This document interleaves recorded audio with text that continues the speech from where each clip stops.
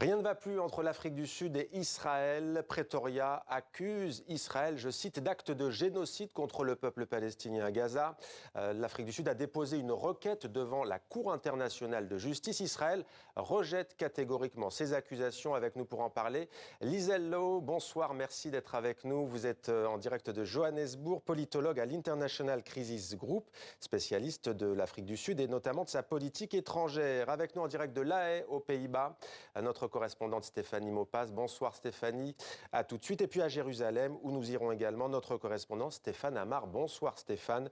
On va d'abord commencer par les Pays-Bas, puisque c'est à La Haye que siège cette CIJ, Cour internationale de justice. Stéphanie, de quoi parle-t-on au juste? Quelle est cette action entreprise par l'Afrique du Sud? Eh bien, c'est une plainte de l'Afrique du Sud contre Israël. Alors, l'Afrique du Sud accuse Israël de violer la Convention sur le génocide. Et dans cette plainte, eh bien, l'Afrique du Sud détaille et explique que les Palestiniens de Gaza sont particulièrement ciblés par Israël, que 3 crimes en particulier ont été commis, des meurtres, des actes inhumains et la mise en place de conditions de vie qui rendent très difficile la survie des populations.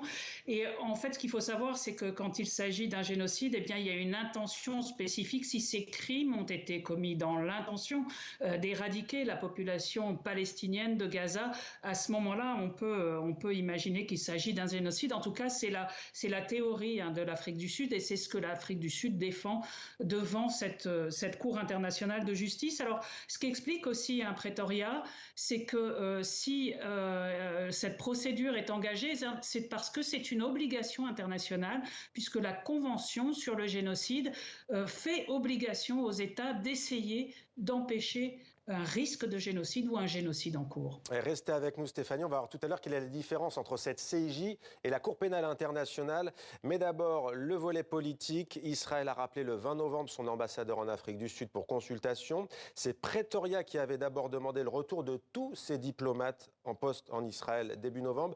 Lisel Lowe, politiquement, pourquoi l'Afrique du Sud se positionne comme un fervent défenseur des Palestiniens? Oui, en fait, ça dure depuis assez longtemps, les relations entre l'Afrique du Sud et Israël est tendue, comme vous avez dit. Récemment, on a rappelé tous les diplomates de l'ambassade à Tel Aviv, mais l'ambassadeur n'est plus là depuis 2018.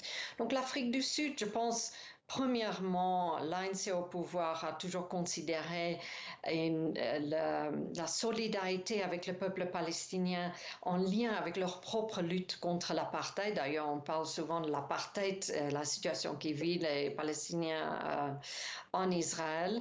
Mais je pense aussi que cette requête, précisément, est une tentative pour l'Afrique du Sud aussi de peser sur la scène internationale, de montrer que les questions internationales peuvent aussi être portées par un petit pays comme l'Afrique du Sud. On a vu ça aussi, les actions de l'Afrique du Sud pendant la guerre en Ukraine, qui a été beaucoup critiquée. L'Afrique du Sud a refusé de condamner la Russie lors des débats à l'Assemblée générale de l'ONU, etc.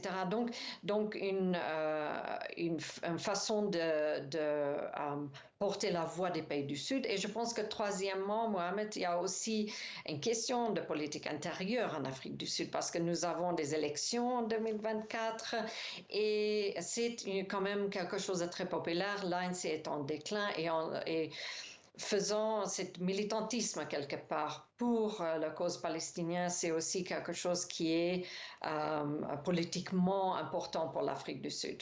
Voilà pour ce point de vue, politique extérieure, politique intérieure également. Avant de retrouver Stéphane Amar à Jérusalem, la réaction d'Israël, c'était avant-hier, dimanche, dernier jour de l'année.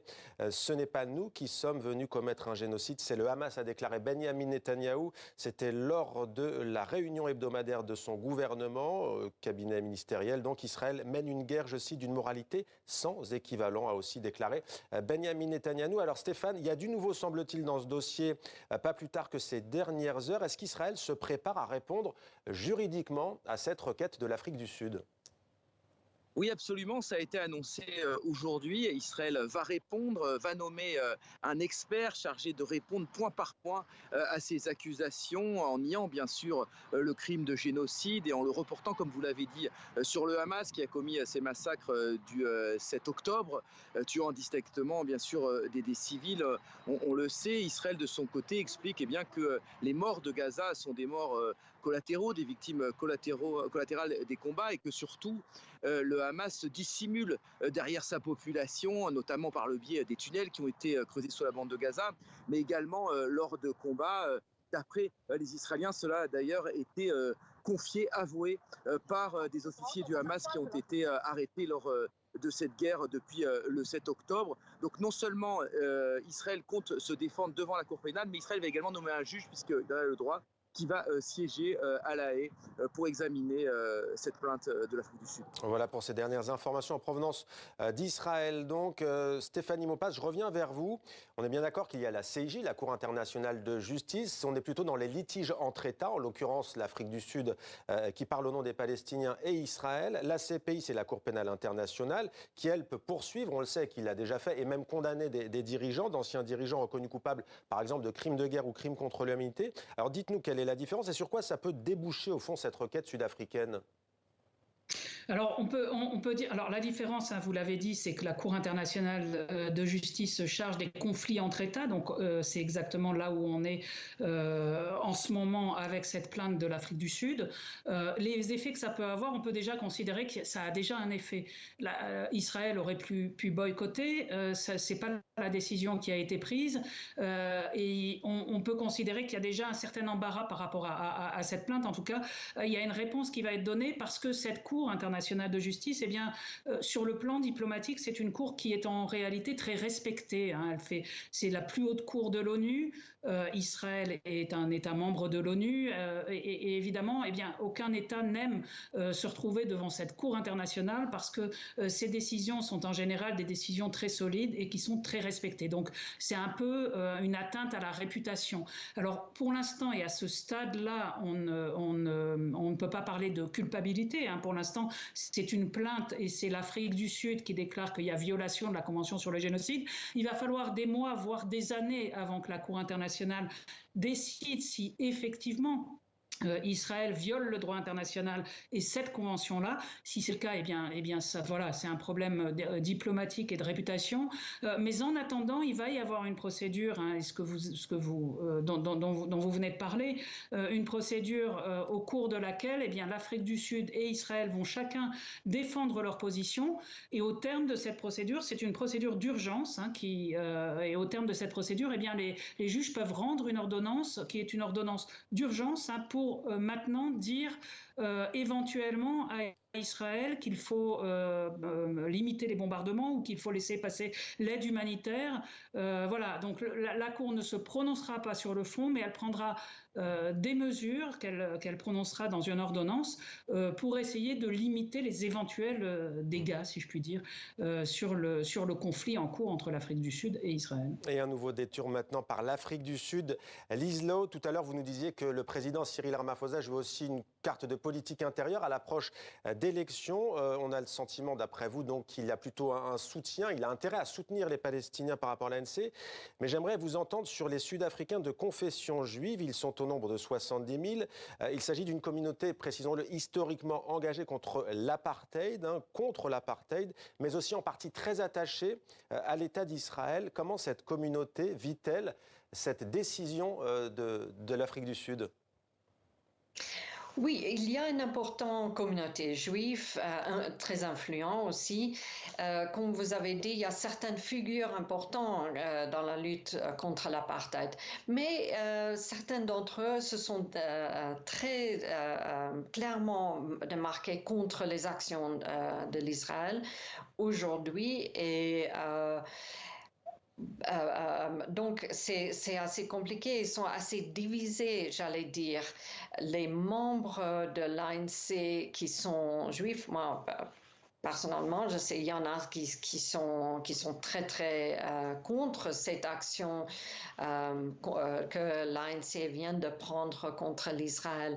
Mais En général, la communauté juive est assez divisée, comme le pays aussi.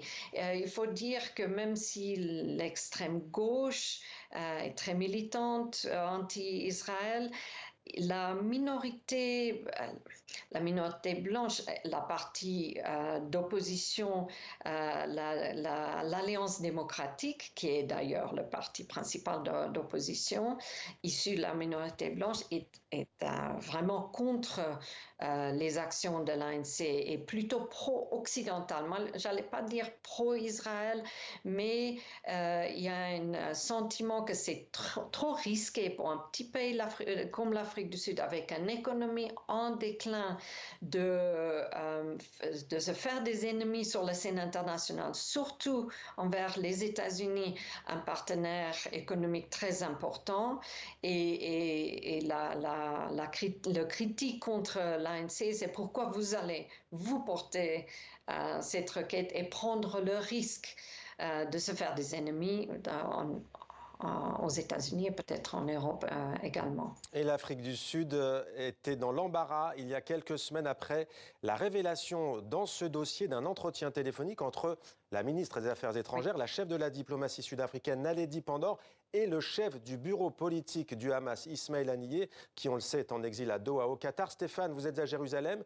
Est-ce que vous pouvez nous en dire plus? De quoi s'agit-il? Quand a eu lieu cette discussion?